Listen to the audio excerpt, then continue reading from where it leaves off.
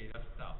Isso não vai mudar assim de uma hora para outra, de um decênio para outro, porque é a nossa história de compreensão da vida a partir do reino da matéria.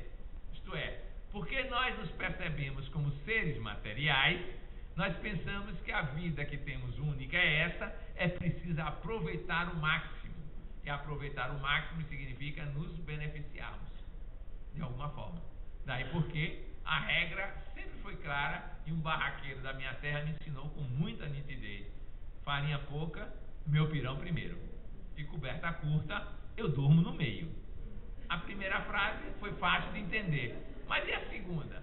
Aí é que eu fui matutar. Ele estava falando em agosto, num frio, e dói nos ossos lá em Serrinha. Se eu durmo no meio, eu tenho o calor humano dos dois e a coberta dá para dois. Ela é curta, deve dar para dois, não dá para um só. Imagina, dando para dois, o do meio sempre tem coberta. Perceberam? Ora, isso aí vai fazer com que um puxe e o outro puxe. Significa disputa. E em havendo disputa, está instaurada a possibilidade de esforço da violência de um modo geral. Porque nos compreendemos seres isolados, pensamos que a nossa felicidade está em possuir um certo grau de controle sobre o meio ambiente o mais amplo possível e de preferência acumulando bens materiais. Ora, como o espaço não é infinito, os bens não são infinitos, alguém vai sobrar. E esse alguém provavelmente pensa cada um, não vai ser eu, vai ser o outro. E eu vou armar a situação para levar vantagem. Vou fazer de alguma maneira. E aí nós temos toda essa trajetória de expressão de que quem se opõe ao que eu quero, eu vou passar o rodo, como se diz, passar por cima. E aí aparecem as figuras mais variadas, mais exóticas, com as ideias mais abstrusas de como fazer isso, supondo-se que o outro é corpo. Essa é a ideia básica. Como o outro é corpo, a maneira de atingi-lo é corporalmente. Eu o destruo corporalmente. O que é fruto de uma reflexão da ignorância de si mesmo. Porque se soubéssemos claramente que somos espíritos, é melhor deixar o cara vivo, encarnado. Ele é menos perigoso. Daí porque a tese espírita é um ledo engano condenar alguém à pena de morte. Porque se ele está problemático, encarnado, com a limitação corporal, física, imagina ele desencarnado e com raiva do estado que o condenou. Não, vamos condená-lo, se for necessário, a pena de vida prolongadíssima. Né? Aqui, em situações de aprendizagem, para ver se a gente resolve alguma coisa. Então, olha, como mesmo aquilo que é institucionalidade como lei, na perspectiva espírita, é pura ignorância. Não vale nada. A violência que nós fazemos física, destruindo o outro, é um ledo engano também, porque o outro não vai ficar destruído e vai continuar, agora com certa facilidade, até por sintonia, agindo de forma agressiva em relação ao agressor que cometeu, digamos, um homicídio ou algo parecido. Só o ingênuo, só o ignorante é que ataca o outro. Ignorância do ponto de vista espiritual. Por isso que eles merecem nossa compaixão, por incrível que possa parecer, nossa compaixão, porque não sabem o que fazem. Isso a gente já ouviu de Jesus Cristo. E olha que ele foi condenado à morte legalmente, na verdade o processo foi ilegal, mas tudo bem, na época eles acharam que era legal. Existiram, segundo o Rui Barbosa, eles cometeram 34 erros jurídicos para condenar Jesus. Ele mostrou a lei judaica da época, a lei romana da época, e mostrou que todo o processo, qualquer advogado de primeira instância, atuando em primeira instância, destruiria o julgamento. Mas como Jesus nenhum advogado tinha, foi condenado em tempo recorde, porque na época a justiça funcionava. Prende-se na quinta, julga-se na sexta de manhã, aplica-se a pena na sexta de tarde. Você já viu um país que faz isso? Maravilhoso desse? Essa velocidade de resolução da justiça? Só lá. E Olhe lá, né? Só para um, não é para todos isso. Então é este mundo de consciência restrita, limitada, centrada em si mesmo, que faz que sejamos violentos. Isto é, pensemos que atacando os outros vamos encontrar bem-estar, alegria de viver, felicidade, que é o que todo mundo está esperando. E isso tem uma ideia subjacente que é: o outro é a causa do meu inferno. É ele que gera o meu mal-estar. Ele é o culpado, que é outra técnica psicológica que aprendemos ao longo da história, para nos defender de nós mesmos. Eu não. Eu sou criação divina, filho de Deus, eu sou um homem de bem. Agora os outros aprontam, e mais que isso, os outros me mobilizam de tal forma que o que eu fiz foi uma mera reação merecida. Eles mereciam. É assim que a gente age em termos de consciência. E então, nós prorrogamos esse mundo de ignorância, usando a força viva, a força bruta, para gerar o clima que aí está. Para vocês terem uma ideia, nós temos medo de gente. Antes era medo de cobra, de onça, né? Cascavel, onça pintada, essas coisas. Hoje é de gente. Já notaram isso? Você vai passando na rua, se escureceu, piora tudo. Vem uma indivíduo ali, em vez de assim: que bela companhia humana para partilharmos o andar sobre os zimbórios estrelados. Não é? Quem é o desgraçado que vem ali? É assim que ele vive. Não é? Você vai olhando para um lado, olhando para o outro. Melhor mesmo é chegar em casa e olhar para os lados, deserto. É assim que nós ficamos. Porque nós instituímos a civilização do medo em função da compreensão de que o outro pode estar prestes a atacar o nosso corpo, os nossos bens. Fundamentalmente isso. Nós não temos a noção de que nós somos inatacáveis espíritos. Ninguém poderá mexer com a gente. E segundo, que nada nos acontece sem que a lei divina esteja em andamento, por incrível que possa parecer. É claro que eu não vou esperar que vocês vão para a praia de Recife, nadar perto do tubarão e dizer: não, a lei divina me protege. A lei divina vai dizer: eu lhe protejo da perda de evolução, mas não tenho nenhum problema em deixá-lo desencarnado por um tubarão. Não tenho nenhum problema, porque para mim você não morre. Então, continua, a vida é fácil. A vida é um contínuo do espírito, então não há esse problema.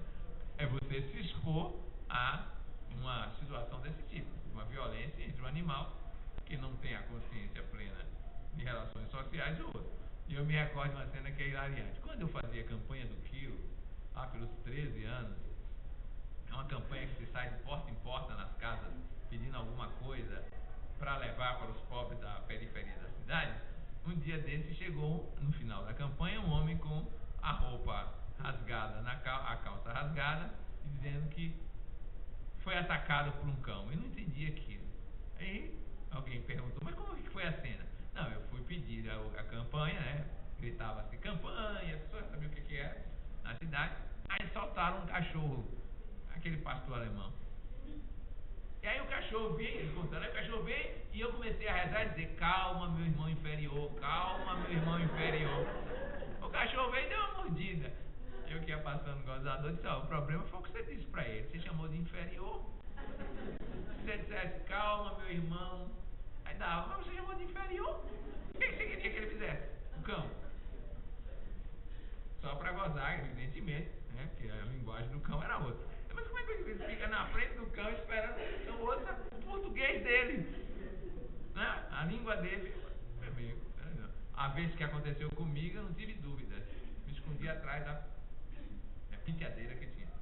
Soltaram o cachorro, não deu tempo de pular a janela. A senhora abriu a porta, deixou na sala de visita. E aí não deu tempo, pulou a janela, ela tinha fechado a porta. E eu me escondi atrás da penteadeira até ela passar. Porque meu irmãozinho inferior era inferior mesmo.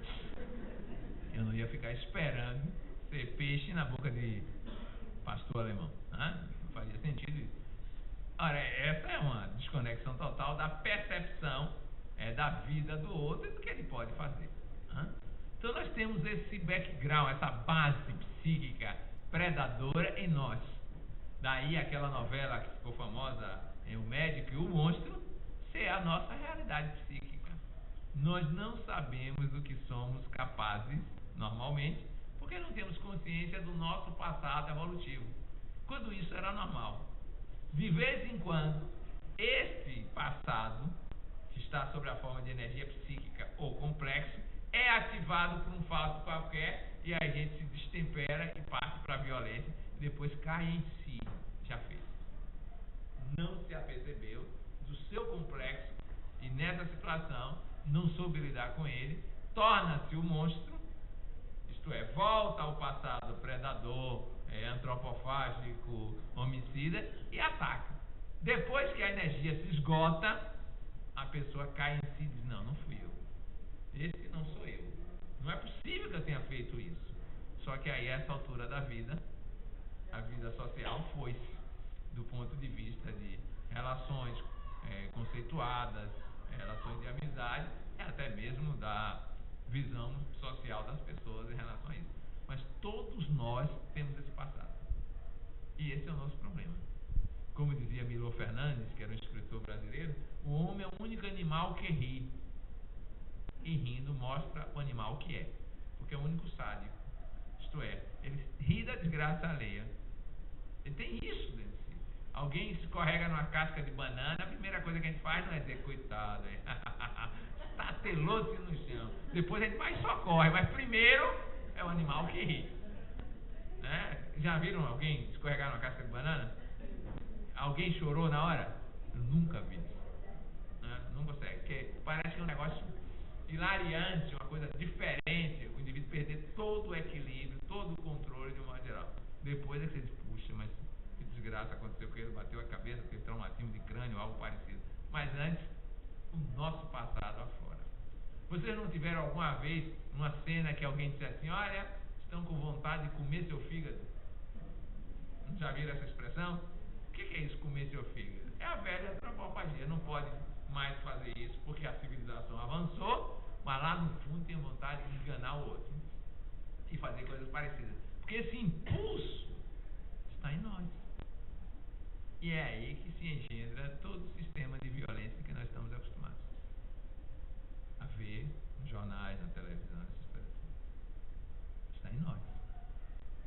Isso vai desaparecer do ponto de vista evolutivo?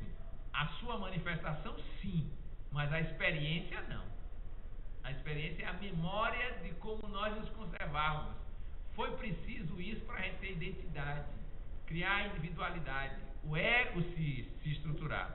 Mas chega uma fase que não é mais necessário ser egocentrado. No português espírita é egoísta mesmo.